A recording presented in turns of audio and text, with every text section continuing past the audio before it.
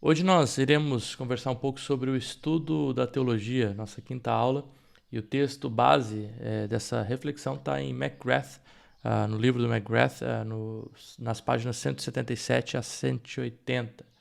Né? As perguntas que nós iremos procurar responder são como que surge o tema da teologia, né? Como que a teologia ela adentra o campo da academia, do estudo científico, de que forma essa teologia ela começa a fazer parte do currículo acadêmico, né? Quais são algumas raízes históricas do próprio termo teologia. De fato, o estudo sobre Deus, o estudo sobre as divindades, sempre foi presente na história da humanidade, né? Obras voltadas ao estudo dos mitos, dos ritos, da expressão de religiosidade dos povos antigos, do povo no Mediterrâneo, dos primeiros povos, né, aqueles que estavam lá, os povos politeístas, animistas, né?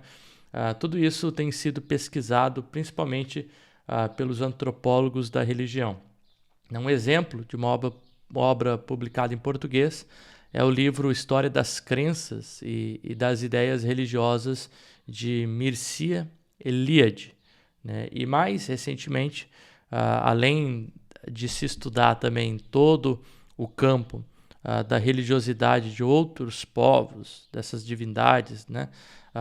Nós enfocamos na teologia o estudo especificamente tanto do judaísmo quanto do cristianismo, que faz mais parte da nossa tradição religiosa.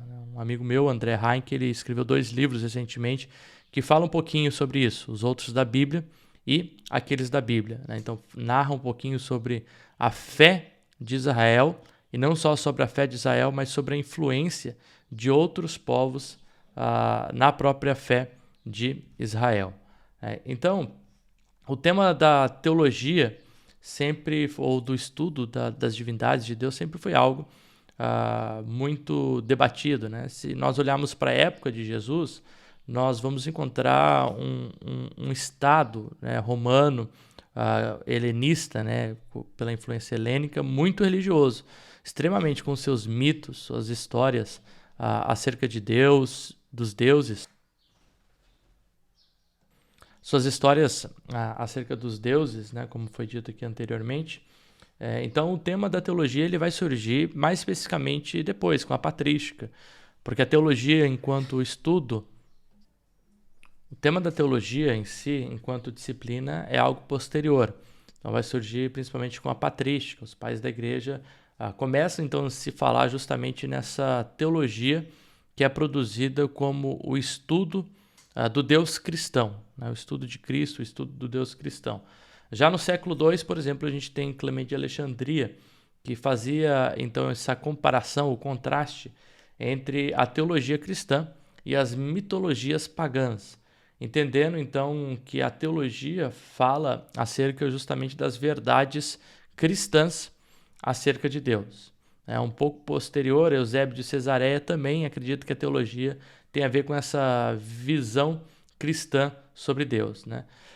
Mas, se a gente for estudar a patrística e depois toda a história medieval, o âmbito da teologia ainda está acontecendo muito dentro dos debates da igreja.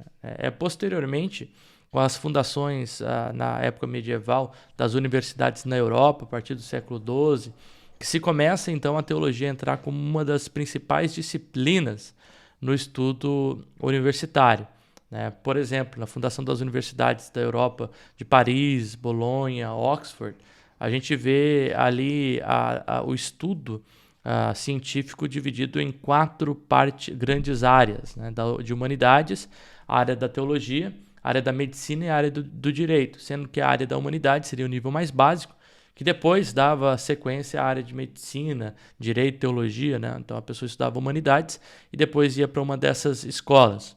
Um exemplo disso, no século XVI, né, 4 séculos depois da fundação dessas escolas, Lutero, ele primeiro faz o seu curso de humanidades na Universidade de Erfurt e depois ele vai então para o seu estudo de teologia. Da mesma forma, Calvino faz a mesma coisa, né? Ou seja, ainda nessa época medieval, século XII, XIII, XIV, XV, XVI, a teologia ela está começando a entrar nas universidades. O estudo do cristianismo nessa Europa ocidental concentra-se principalmente às cátedras e aos monastérios, né? Mas que com o tempo esses assuntos de espiritualidade da fé começam então a entrar o âmbito universitário, sendo então transferido para a esfera pública, né? Isso acontece principalmente nessa época em que nós estamos aqui falando, né? Uma grande obra teológica escrita lá no século XIII é a obra de Tomás de Aquino, a Suma Teológica. Essa é uma obra que fortalece o estudo acadêmico da própria teologia, onde Tomás de Aquino escreve um grande compêndio teológico, né, acerca de toda a teologia cristã.